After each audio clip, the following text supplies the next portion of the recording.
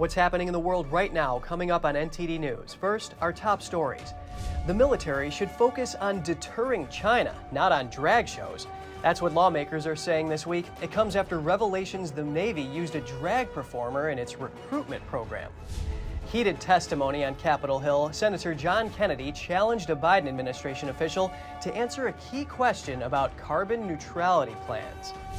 The so-called Godfather of AI quit his position at Google. He sounded the alarm about the technology he spent decades working on.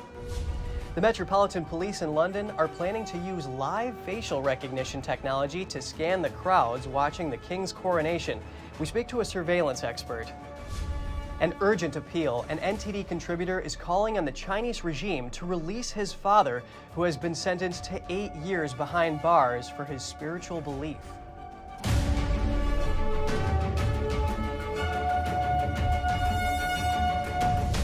Welcome to NTD News Today. I'm Kevin Hogan. Our top news is on the economy. Job growth in the U.S. is beating expectations. New data out today from the Bureau of Labor Statistics.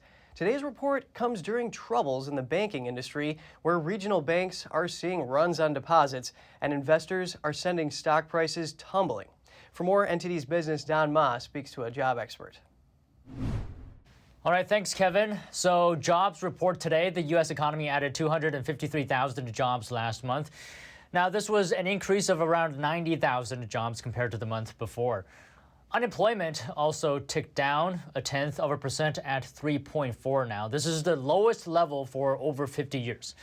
Average hourly earnings also went up 0.5% last month. And here to talk to me about the report is Julia Pollack, Chief Economist, ZipRecruiter. Now, first things first, how do you feel about today's numbers? Well above expectations. Well, the labor market is normalizing, it's cooling, but it's doing so at a very controlled and gradual pace. And I think that's very encouraging news for everyone.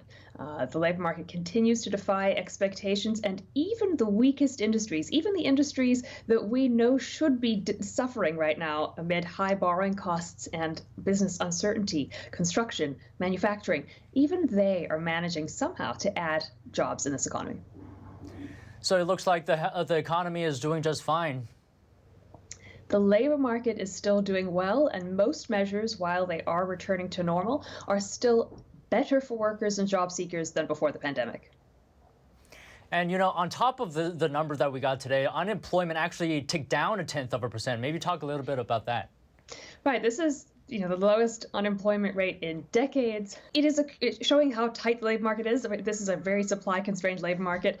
I am actually in California at a hotel with a bunch of ZipRecruiter customers, employers who specialize in high-volume, low-wage recruiting, and they are seeing no decline in demand for their goods and services. They are hiring, and they just can't fill vacancies quickly enough. That's because this remains a very, very, very tight labor market. Where while labor supply is improving and recovering slowly, it can't possibly recover fast enough to meet the need. All right, just one more thing, and of course, I have to ask about AI. A lot of talk about AI displacing jobs. What do you think the impact will be? So there are some announcements in recent weeks that suggest that companies are looking at ways to replace jobs with AI, that some are already doing so. IBM just made a pretty startling announcement that they're cutting thousands of jobs and replacing them with AI. But there's also evidence coming out that AI has some unexpected effects on the labor market. Traditionally, people expect that it'll make your highest, most educated workers sort of super human and very productive, but replace the jobs of less educated workers. In a recent study that came out of a Fortune 500 company's 5,000 customer support staff, it actually raised productivity the most for the most young, new, and untrained, unskilled workers, and had allowed them to be as productive as highly skilled, highly trained workers.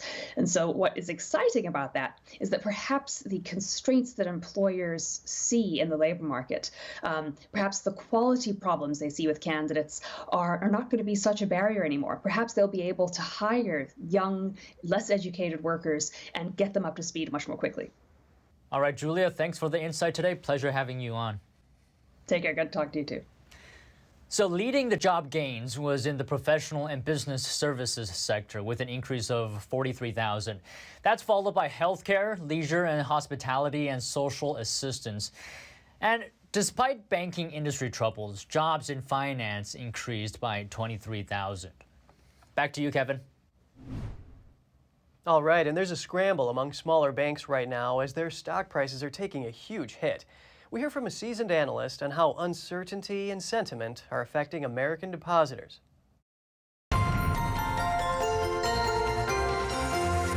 Joining me now is Joseph Trevisani, senior analyst at FX Street with over 30 years experience in financial markets.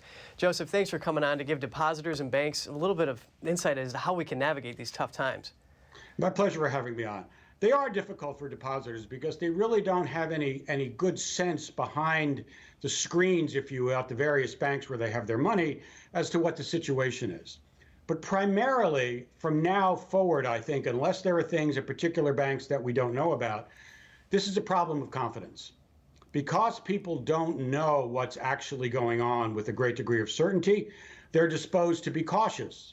Disposed to be cautious means if you have money over the FDIC limit of $250,000, you consider moving it somewhere else. That's really what the problem is right now. It's confidence of depositors. And we talk about specific banks in this confidence crisis. PacWest shares values are down 50%. I mean, That's right. There was a sign of rebound, but is there any way for them to get out of this? I mean, depositors, are they spooked? Well, it's very difficult because it is a mass psychology factor more than anything else. Now, for PacWest in particular, does their balance sheet hold the kind of problems that SVB did? Did they manage it poorly, or are they simply subject to unreasonable or at least unfounded investor fears and primarily depositor fears? I think that they probably are not subject to the actual problems on the balance sheet. That's what my guess is, but I'm not sure of that. And neither are investors and depositors.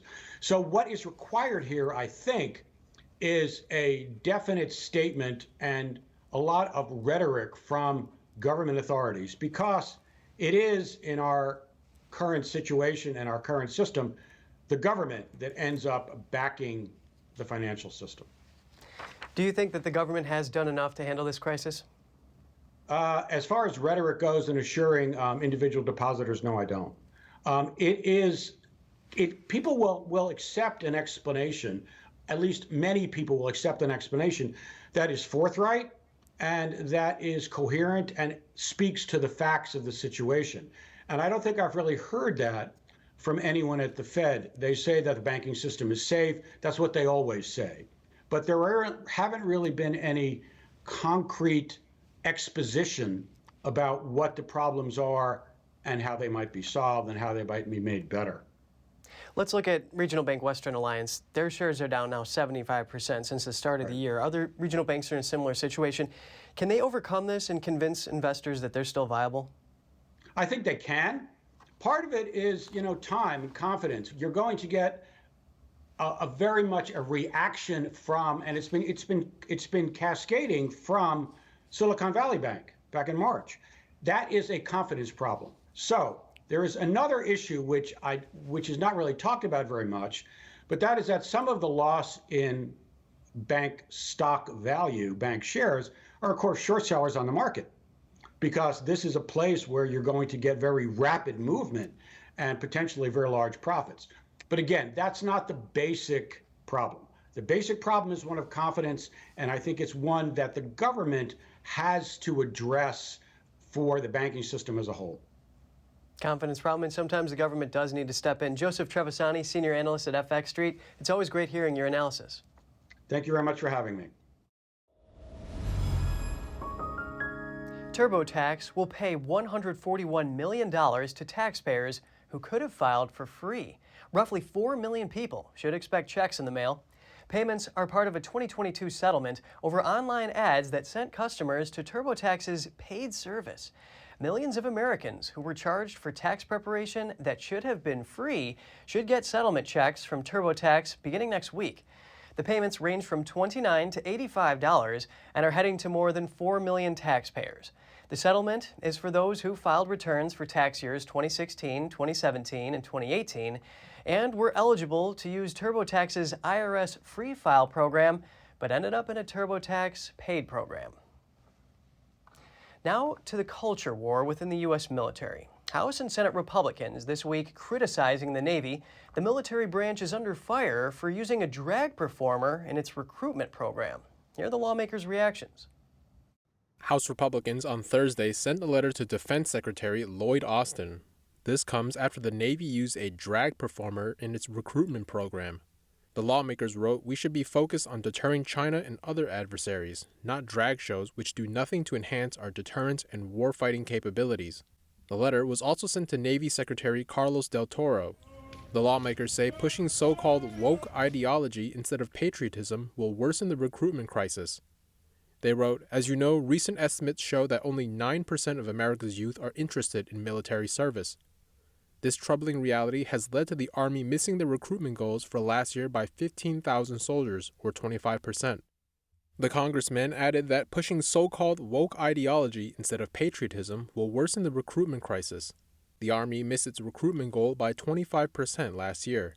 And just a day earlier, a group of 14 Republican senators also sent a letter to Secretary Del Toro. They want him to provide more details about the Digital Ambassador program, which hosted the drag performer. They asked, does the Navy endorse drag shows? Where does the Navy draw the line on promotion of the personal activities of its influencers? Would the Navy enlist burlesque or exotic dancers to reach possible recruits? The Republican lawmakers asked Del Toro how much Navy funding went toward the Digital Ambassador program. A Navy spokeswoman told NTD that members of the pilot program were not compensated for their participation. The performer in question is Yeoman Second Class Joshua Kelly. He reportedly participated in the Digital Ambassador Initiative from October 2022 to March 2023.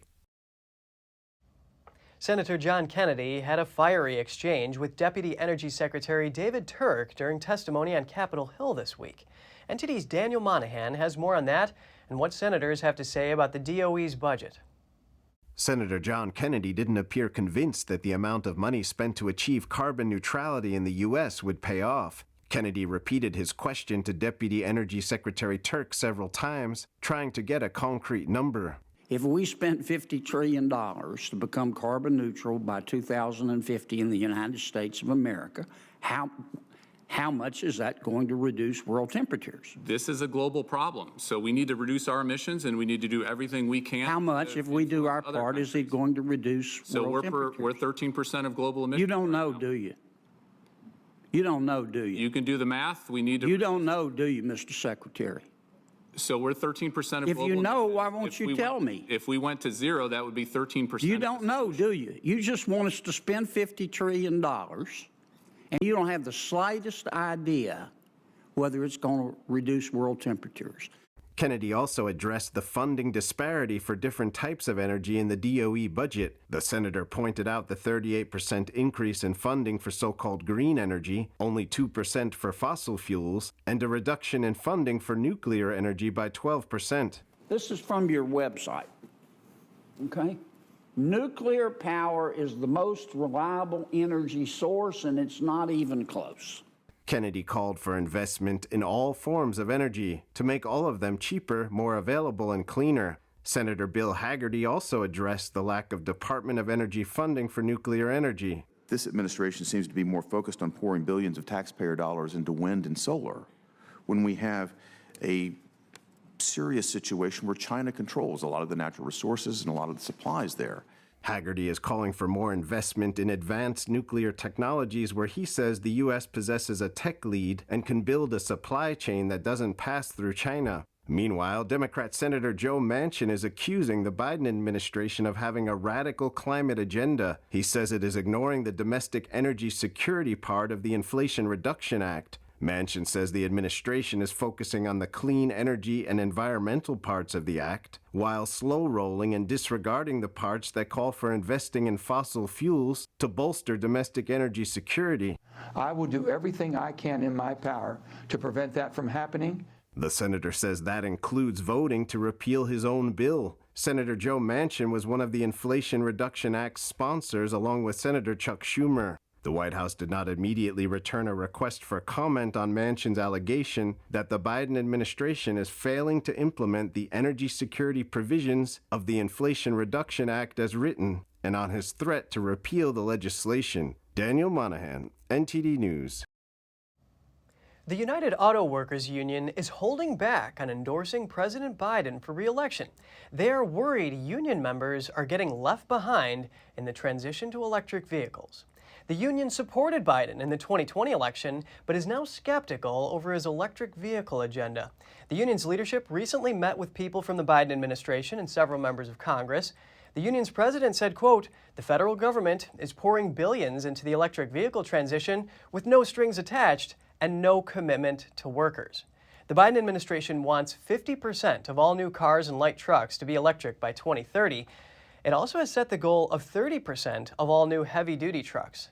Despite skepticism over Biden's support for auto workers, the union president also says, quote, "Another Donald Trump presidency would be a disaster."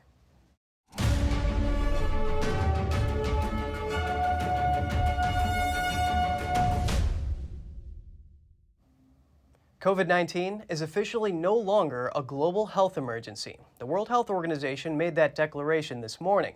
Its International Health Regulators Emergency Committee met yesterday. The WHO Director General said the virus's downward trend for more than a year has allowed most countries to return to normal life. The WHO declared COVID a public health emergency of international concern in January 2020. The United States is set to end its COVID-19 public health emergency on May 11th. Now to energy. New York becomes the first state in the country to ban natural gas stoves. New state laws ban fossil fuel combustion in most new buildings starting in 2026. The final vote followed weeks of what Governor Kathy Hochul called very intense negotiations. The gas stove ban passed as part of the $229 billion state budget. Republican leaders in the state Senate criticized the measure, saying it would drive up utility bills and housing costs. The measure prohibits fossil fuel equipment in new buildings under 7 stories by 2026 and by 2029 in taller ones, effectively requiring all electric heating and cooking. There are exemptions for places such as hospitals, manufacturing facilities, and restaurants. Existing buildings are also exempt from the ban. According to the Energy Information Administration, around 3 in 5 households in New York State rely on natural gas for heating. The George Soros-backed circuit attorney for St. Louis will resign June 1st, following a push to remove her from office. She is accused of neglecting to keep the city safe.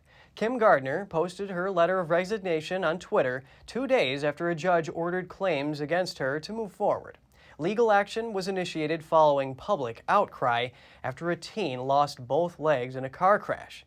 It involved an alleged repeat bond violator. Gardner is accused of taking no action on thousands of criminal cases. She initially vowed to fight the attempt to remove her from office. However, she said her decision to leave was motivated by a bill advancing in the Missouri legislature. It would make the city attorney a position appointed by the governor rather than an elected one. But the case is not over. The Missouri Attorney General is seeking to remove her from office as soon as possible. He isn't waiting until her June 1st official resignation date. And now on to the media. Tucker Carlson seems to have predicted his exit from Fox. That was in a pre-recorded video he sent to the Conservative Political Action Conference in Hungary. The clip was aired yesterday, and Carlson sent words of support to the political conference, then joked that he would pay them a visit if he got fired. I wish I was there in Budapest. If I ever get fired and have some time and can leave, I will be there with you. But in the meantime, Godspeed. We are thinking of you and cheering you on. It isn't clear when this video was recorded. Last night in Alabama, Carlson made his first public appearance after his departure from Fox News. He spoke at an event for a faith-based nonprofit that was planned months ago. In his speech, Carlson didn't directly address Fox News, but called himself the first unemployed person ever invited by the organization. He also touched on what he believed to be lies from the government and the media, highlighting measures against COVID-19. In other news, the Trump legal team is reportedly trying to move the former president's criminal case from New York City to a federal court. If successful, it could mean a more favorable outcome for Trump. Shifting to federal court could give Trump an advantage because it would expand the possible jury pool outside of Manhattan, where more voters favored President Biden and Democrats. A federal judge would have to approve the request. The 45th president entered a not guilty plea to 34 felony counts of falsifying business records. It's in connection to payments that his campaign made during the 2016 election to silence allegations about an affair. Trump has denied having an affair and also denied any wrongdoing in the case. On a private visit to Ireland yesterday, Trump responded to another case going on in New York, a civil battery and defamation case. This is a political attack. This is a political attack. It's the only way they think they can win the election because they're losing. Biden's losing. This is a political attack. But I'm going to go back early. It's a disgrace that it can happen. E. Jean Carroll has accused Trump of sexual assault in a department store in the mid-1990s. She says he then defamed her when he denied the claim. Trump has denied all wrongdoing. Over to Florida, where a father is facing charges after authorities say he punched an umpire during a high school baseball game. The incident happened during a game at Liberty High School in Kissimmee on April 18th. According to the arrest warrant, the sheriff's department says a 63-year-old umpire, who is a disabled veteran, got into an argument with a player's son. His father responded by angrily approaching the umpire and knocking him out. The dad was arrested Wednesday and was charged with battery on a sports official and disruption of a school function. He was held on a $1,500 bail and told not to attend any more Liberty High School games. And coming up, are Americans' financial secrets finding their way into Beijing's hands? That's the concern coming from two Republican lawmakers. Find out what companies are under scrutiny right here on NTD News.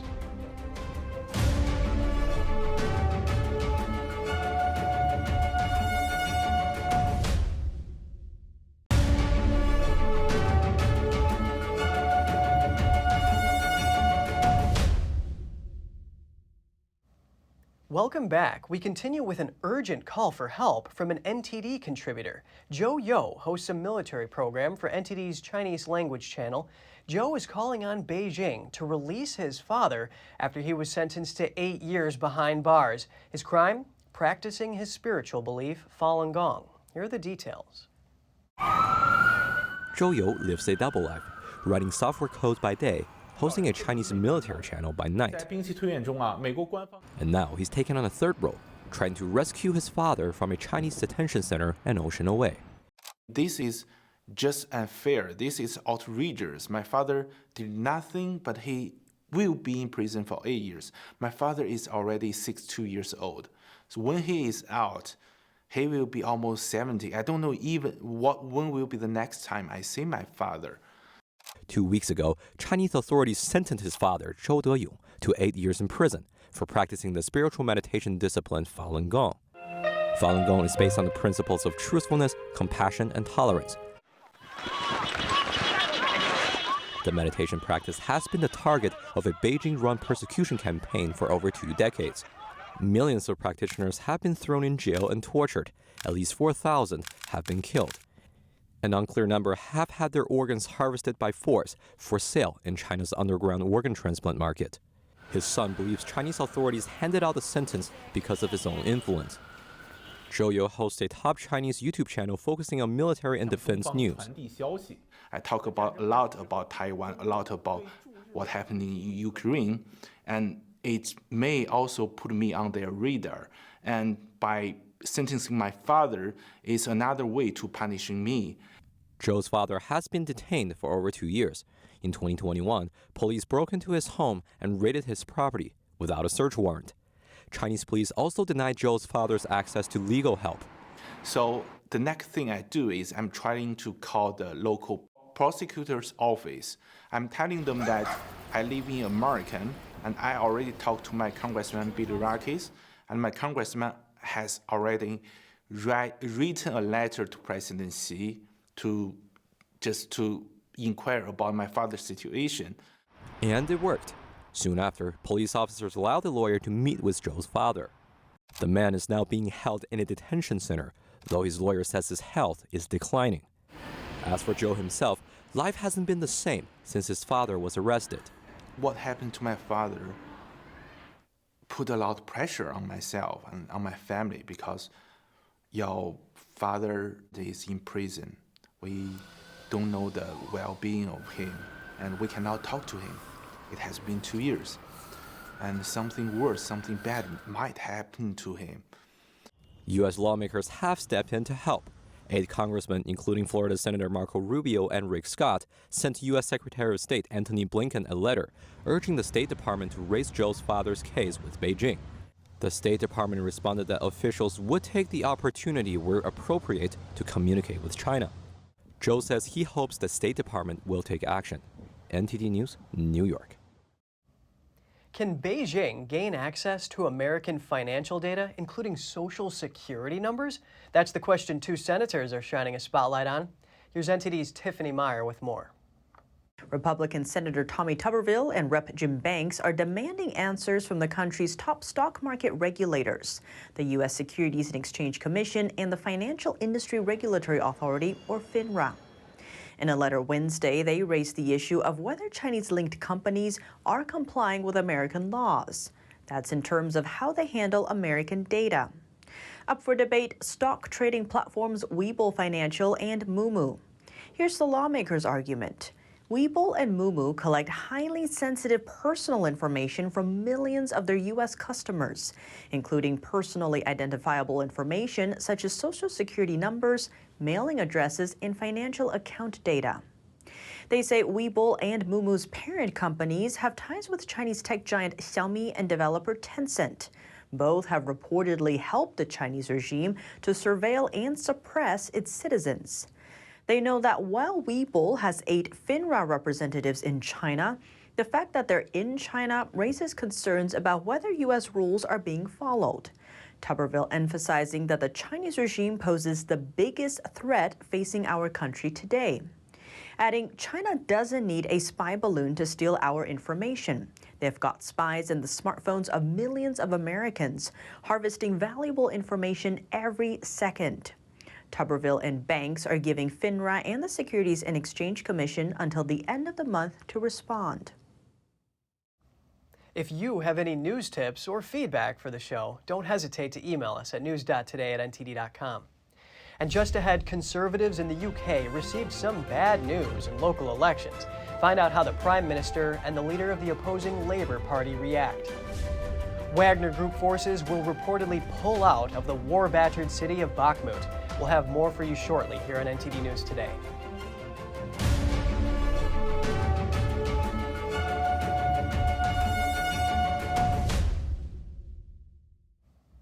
British Prime Minister Rishi Sunak's Conservative Party is facing a bleak set of local election results today. Voters turn away from his party amid surging inflation and stagnant economic growth. But what I am going to carry on doing is delivering on the people's priorities. Halving inflation, growing the economy, reducing debt, cutting waiting lists and stopping the boats. That's what people want us to do. That's what I'm going to keep hard at doing. And make no mistake, we are on course for a Labour majority at the next general election. The results showed the Conservatives suffering a net loss of about 460 seats. The main opposition Labour Party added about 260 seats, and the Liberal Democrats gained about 140 seats. Sunak said local elections results so far showed that people wanted his ruling party to deliver on their priorities. Opposition Labour Party leader Keir Starmer says the Labour Party is on course for a majority at the next general election. He described Sunak's party as the problem, not the solution. And more news from the UK. The Metropolitan Police are planning to use live facial recognition technology to scan the crowds watching the King's coronation. It will be the biggest operation of its kind in the country, with cameras observing hundreds of thousands of people on the streets of London. Police say it's to catch terror threats and wanted criminals, but campaign groups have criticized it as a violation of human rights. NTD's Malcolm Hudson has more. The streets here are expected to be packed with hundreds of thousands of people during the King's coronation, and they may all have their biometric data logged. London's Metropolitan Police say they intend to use facial recognition technology with the aim of catching criminals. But campaign groups have likened the software to surveillance systems used in China and have hit out saying it shouldn't be used in Britain. Security engineering professor Ross Anderson said there are numerous reasons why this technology is problematic. It is rather problematic to use bulk facial recognition in crowds. And there's a number of reasons for this. First, bulk surveillance without any kind of targeting, without a particular targeted purpose and a warrant, is against European human rights law. So you can expect legal challenges. Second, the databases that police forces have of suspects are often themselves suspect and have often been gathered in circumstances which are open to legal challenge. He said the police have lost legal cases after keeping biometric data on their national database that should have been destroyed. Things like fingerprints, facial data, and DNA of people who've been acquitted or who are simply bystanders at crime scenes. Anderson said a third concern is if the police are overly reliant on the recognition technology. And what you've also got to do is to think in terms of the coronation itself as a ceremony. What bad things could go wrong as a result of using a technology like this? Well, facial recognition technologies do have a significant false alarm rate, and the false alarm rate is worse for people of colour because the databases or neural networks tend to have more white people than they have persons of colour. He added that many factors can affect the identification software. A person's pose, the angle of the footage, the lighting on a person. If it's sunny, a person may have one side of their face bright and the other dark, which is very different to the standard prison mugshot they'd be comparing it to. These factors can increase the risk of false positive identification. Anderson said when you train deep neural networks like recognition software, you typically want masses of data. But I rather suspect that what may happen is that they would run their facial recognition software against much larger databases than just the profiles of all the people who are known bad for a specific purpose. And this is kind of intrinsic in the way that large neural networks are trained. And then you end up having an output of the names and dates of birth and addresses and whatever of tens of thousands of people who just happened to attend the coronation. The Met Police said the watch list will be focused on those whose attendance on Coronation Day would raise public protection concern. They also said their tolerance for disruption during the coronation will be low, and they will deal robustly with anyone undermining the coronation. Malcolm Hudson, NTD News, London. More on concerns surrounding tech. One of the pioneers of artificial intelligence quit his position at Google, saying he regrets his work. Here's what Geoffrey Hinton has to say about the threat of digital intelligence. These things will have learned from us by reading all the novels that ever were and everything Machiavelli ever wrote, that how to manipulate people, right? And if they're much smarter than us, they'll be very good at manipulating us. You won't realize what's going on. Speaking at a conference at MIT this week, Geoffrey Hinton said he found recent advances in artificial intelligence to be scary. The British computer scientist is known as the Godfather of AI. His groundbreaking work in deep learning and neural networks laid the foundation for much of today's AI technology. Last month, Hinton left his job as vice president and engineering fellow at Google. In a Twitter post, he said he quit to speak freely about the dangers of AI. In another interview, Hinton addressed what he called the existential threat from that technology. But if you think about the existential threat is these things will take control and wipe all of us out. Using an example, he said that chatbots are not like human biological intelligence. They can perform better than the brain. And the reason they might be much better is you could have 10,000 copies of the same model that are all identical because they're digital. And when one copy learns something, all the copies know it. So it's as if you had 10,000 people, and whenever one person learns some new skill, all the others automatically know it. And that's kind of frightening. His concerns struck a chord with many others in the industry. After OpenAI launched its new version of GPT chatbot in March, tech leaders signed an open letter warning that the software poses profound risks to society and humanity. You can imagine a teenager who just for a bit of fun gets it to write a program to attack some critical government service, a cyber attack on some critical government service. Now, That's probably not going to mean the end of the world, but it can potentially be extremely damaging. Hinton pointed out another particular aspect of AI, namely its ability to create false images and texts, so much so that people won't be able to tell what's true anymore. He urged mankind to collaborate in dealing with this external enemy. Turning now to the Ukraine war, the leader of Russia's Wagner Group mercenary force said today that his forces would leave the Ukrainian city of Bakhmut. Russia has been trying to capture the city since last summer. We were put on what's known as artificial ammunition deficit, ammunition hunger. The ammunition is freely available in the depots. We were receiving only 30% of what we needed. For that reason, our losses were significantly higher than they should have been. Prigozhin said they would pull back on May 10th. He asked defense chiefs to insert regular army troops in their place. Wagner has been spearheading Russia's long and costly attempt to capture Bakhmut. Prigozhin said 3 weeks ago that his men controlled more than 80% of the city, but Ukrainian defenders have held out, and Prigozhin has vented increasing anger at what he describes as a lack of support from the Russian defense establishment. Bakhmut has taken on huge symbolic importance for both sides because of the sheer intensity and duration of the fighting there. The U.S. Ambassador to Russia, Lynn Tracy, visited detained American Paul Whelan in prison on Thursday. It is Tracy's first visit with Whelan since she took up her post in Moscow, but she has spoken to him on the phone.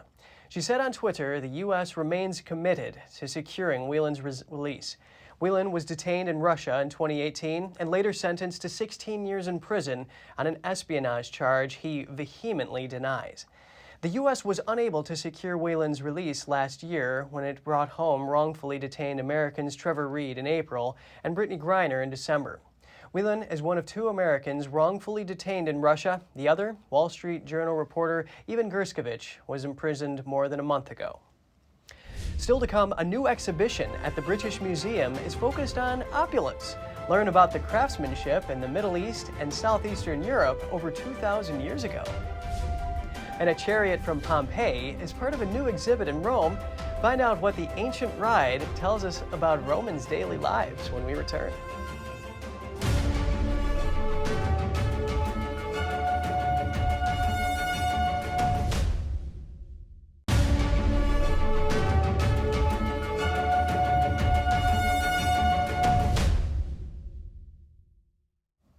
Good to have you back with us. A new exhibition at the British Museum explores the themes of luxury and power in the ancient Near East.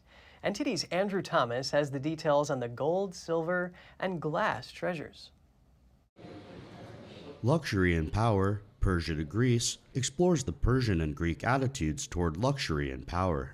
Particularly, it's looking at how luxury was used as a political tool and stretching it across several different ancient cultures that span the Balkan Peninsula, Middle East, all the way through to Central Asia. This exhibit from Bulgaria consists of 8 containers for pouring wine and 1 bowl for consumption. It's the first time the treasure is in the UK since 1976.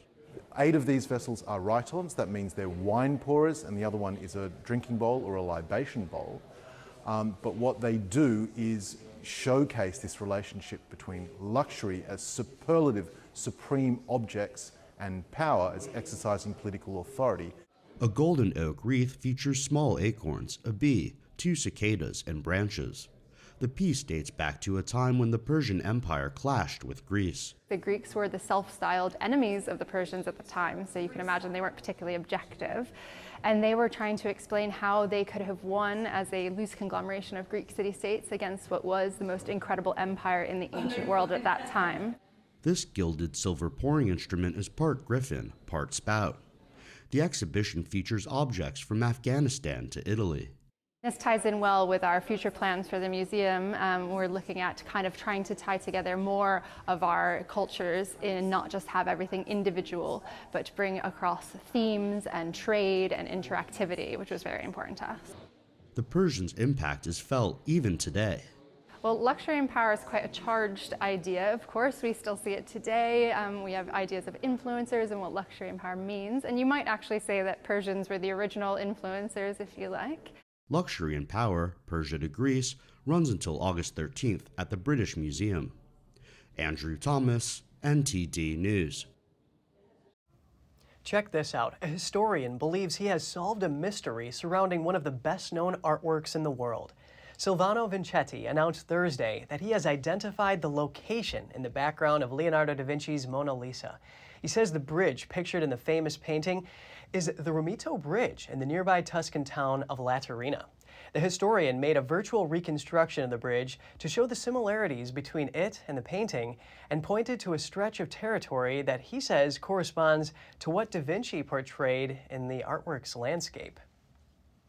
Vincetti says he drew on documents from the state archives in Florence for his research and found da Vinci lived near the area between 1501 and 1503. Back then, the bridge was in use and had 4 arches as depicted in the artwork. A bridal chariot from Pompeii is part of a new exhibition in Rome. The piece will be on display for the next 3 months. NTD's Andrew Thomas has more on the ancient ride. This reconstructed Pompeii bridal chariot was discovered in 2021 under 15 feet of volcanic ash. The ancient 4-wheeled vehicle features silver and bronze ornaments and erotic artwork. Brides used the chariot to move to their husbands' homes. As was immediately recognizable, it was not a chariot for livestock transport, for carrying bread, or for other agricultural activities, but a ceremonial chariot, a wagon covered in bronze and silver, which was meant to shine, had 4 wheels, and was decorated in wood and red. The restoration was a painstaking process. The excavation destroyed the imprints on the ash that we had of the disappeared materials, so to reconstruct the chariot, many documentary sources were needed. It was only through documentation that the restoration of individual pieces and assembly could be done. A complex task, but I have to say, very satisfying in the result. The excavation itself was a huge undertaking. The restoration took over a year, as did the excavation, because it is an extremely complex artifact made of wood, iron, and bronze and silver. The problem is that the materials lasted while the wood disappeared, and it was the wood that gave the structure stability. Now the chariot is on display in the baths of Diocletian as part of a Museo Nazionale Romano exhibit. The museum director says the chariot provides insight into Romans' daily lives. We display the Civita Juliana chariot in a section about that period of history. This is because we empathize with the ancients, and this section has numerous exhibits that recall the daily life of the ancients, life in the house, life in the city, all public and private activities. The chariot dates back to 300 AD. The exhibit at the Baths of Diocletian also features an array of other artifacts. The chariot will be on display for 3 months, starting May 4th. Andrew Thomas, NTD News.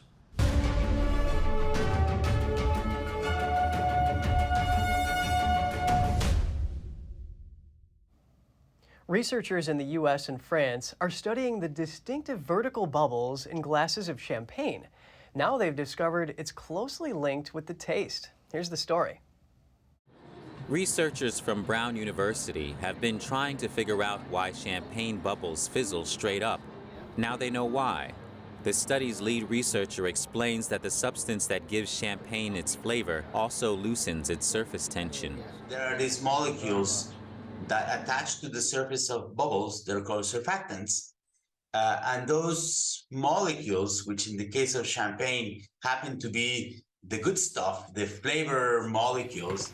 Not all bubbles in carbonated drinks behave the same way. In beer, bubbles go in all directions. Beer, of course, has a different flavor and a different composition, different origin, or a completely different origin from sparkling wine.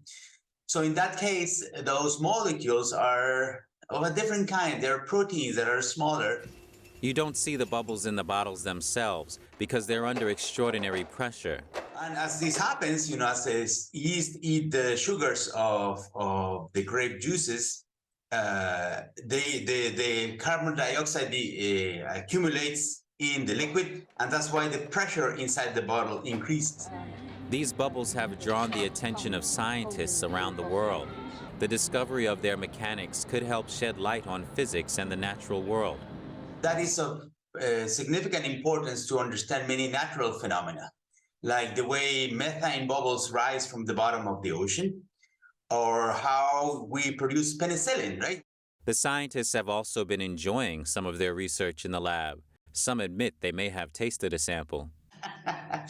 There's lots of that to drink anyway, but yes, we did conduct some experiments with actual champagne, sparkling wine, and some beer. But again, it was just a few glasses just to test. Colin Frederickson, NTD News. Scientists are looking for new marine species. The initiative is called Ocean Census and will start with a mission to the Arctic. NTD's Andrew Thomas has the latest on the endeavor. Ocean Census is ambitious. It aims to identify 100,000 marine species in the next decade. Dive, dive, dive. Scientists plan to use submarines, robots, and even artificial intelligence to identify new life forms. Our knowledge of where life is in the ocean, how much of it there is very limited. And without that knowledge, we can't modify our human activities to conserve that life for future generations. UK-based research institute Necton and the Japanese nonprofit Nippon Foundation founded the initiative. The Alliance of Scientists hopes to accelerate the discovery of marine species. It's all well and good looking for the next big science paper, but without understanding what animals live where and what they do, we cannot hope to understand how our oceans are going to respond in the future or how we can best protect them. The Schmidt Ocean Institute will make its remotely operated underwater vehicle available to Ocean Census. The ROV is named Sebastian. The vessel is able to go up to 15,000 feet below the surface. It can live stream 4K footage and collect samples, but AI is also going to play a role. We need to label everything. That's the first step. And so training programs, machine learning to identify and label automatically will then allow us to know what's in that video. And then using that data, it can then feed into AI. The Wellcome Sanger Institute is also part of Ocean Census. The UK-based genomics and genetics research nonprofit will help identify new species. There's so much of the ocean that is undiscovered in terms of its species richness and diversity. And the people who will be out there capturing and collecting these organisms and describing them and seeing them for the first time and preserving them in such a way that they can come here and we can generate that baseline understanding of their genomes. A census of marine life was carried out between 2000 and 2010. Scientists discovered at least 1,200 new species. Ocean Census hopes to add to the list. Andrew Thomas, NTD News. Police officers in Greenburgh, New York had an important mission to accomplish. They pulled a flock of ducklings out of a storm drain. When the 10 ducklings found themselves in trouble, police officers were soon on the scene.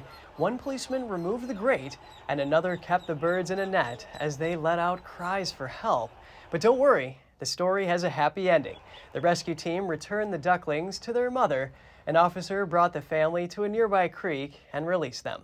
None of them appeared to have been injured in the process. Some special weddings yesterday in Akron, Ohio. Brides and grooms took their vows with a passion for Star Wars. Along with 6 other couples, Julia and Robert Jones took advantage of May the 4th for a Star Wars-themed wedding. Most of the newlyweds wore traditional garments, like a white dress for the bride and a tie for the groom, but the Joneses wore long tunics resembling characters from the Star Wars series. If people are gonna love each other, they do it no matter what, because even if there's like rules and whatever stopping people, they're still going to feel how they feel, and there's no stopping that. It's like Anakin and Padme. Maybe, yeah. Both held their iconic lightsabers while exchanging vows and rings in front of the judge. The couple said they felt a force calling them to commit to the themed wedding. That's all for today's program. We're really glad to have you with us. Please send us an email if you'd like to tell us something. We're going to put it on screen. For podcasters, that's news.today@ntd.com. I'm Kevin Hogan, NTD News, New York City.